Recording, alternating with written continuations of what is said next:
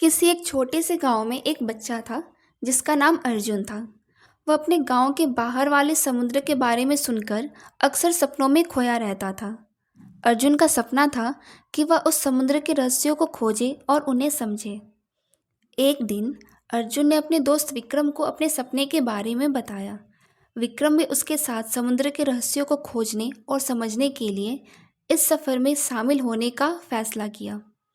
दोनों ने तैयारी की और अपनी समुद्र यात्रा के लिए निकल गए।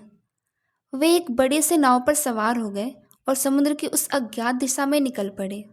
समुद्र की लहरों का सामना करते हुए वे समुद्र की दिशा में बढ़ रहे थे। सफ़र के दौरान उन्होंने अनेक रोमांचक और चुनौतीपूर्ण पल देखे।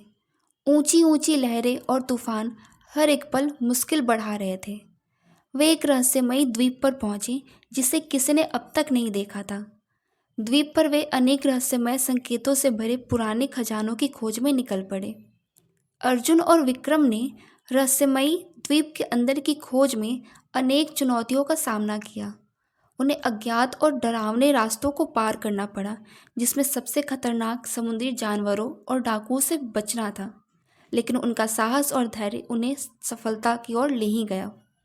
द्वीप के अंदर उन्होंने एक जादुई पुस्तक का पता लगाया जिसमें उन्हें जादुई शक्तियों के बारे में जानकारी मिली। पुस्तक के संबंध में कई पुराने किस्से थे जिनमें समुद्र के अद्भुत रहस्यों का वर्णन था।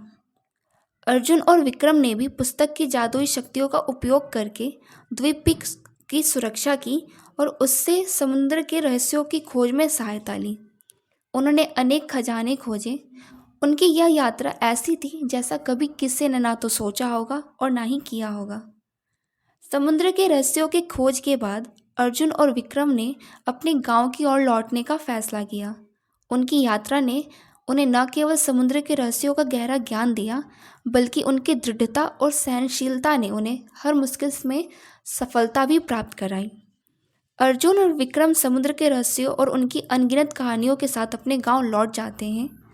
उनकी यात्रा ने उन्हें यह समझाया कि हर सपना साकार किया जा सकता है, बस ज़रूरत है तो विश्वास और साहस की। इस प्रकार अर्जुन और विक्रम की यह रोमांचक यात्रा समाप्त होती है, लेकिन उनकी यह कहानी उनके अनुभवों को सदैव उनके दिलों में बनाए रखेंगी।